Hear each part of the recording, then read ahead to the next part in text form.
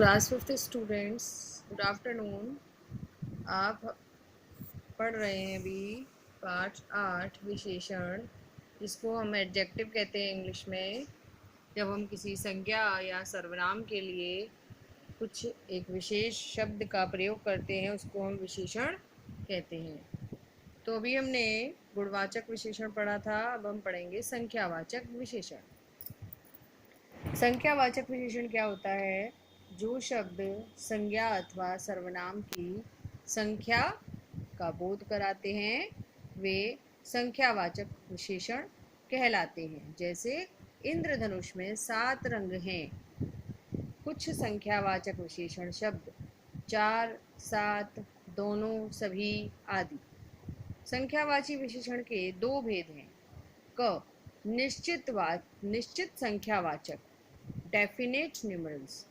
जो शब्द किसी निश्चित संख्या का बोध कराते हैं वे निश्चित संख्यावाचक विशेषण कहलाते हैं। जैसे पहला, तीसरा, 2, 4, सैकड़ा आदि। मतलब निश्चित संख्यावाचक का मतलब क्या है बच्चों? कि जैसे आपकी क्लास में कितने बच्चे हैं, तो आप क्या बोलोगे कि हमारी क्लास में 40 स्टूडेंट्स हैं। तो आप 40 क्या हो गया? निश्चित संख्यावाचक विशेषण हो गया। ठीक है। अब अनिश्चित संख्यावाचक क्या होता है? जैसे आपसे पूछा जाता है कि बाहर कितने बच्चे खेल रहे हैं, आप कहोगे कि सर गिना नहीं है, मैम गिना नहीं है, लेकिन कुछ स्टूडेंट्स वहाँ पर खेल रहे हैं। यानी कि आपको गिनती में नहीं पता है, लेकिन ये पता है कुछ बच्चे वहाँ हैं। तो आप क्या बोलोगे? अनिश्चित संख्या बताओगे ना।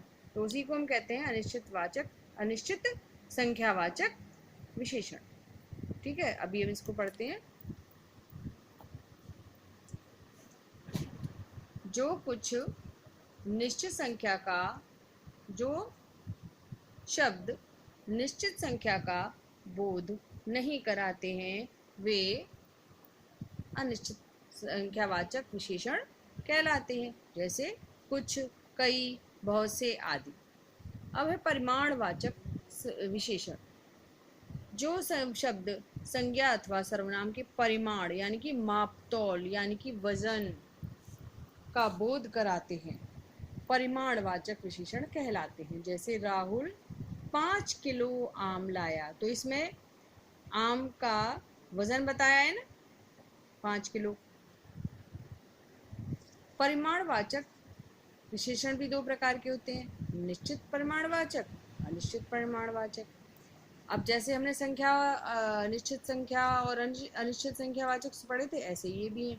निश्चित परिमाणवाचक जिसमें एग्जैक्ट यानी कि निश्चित बता रखा होता है, जैसे 2 लीटर, 4 मीटर, 3 किलोग्राम आदि। तो वो क्या है?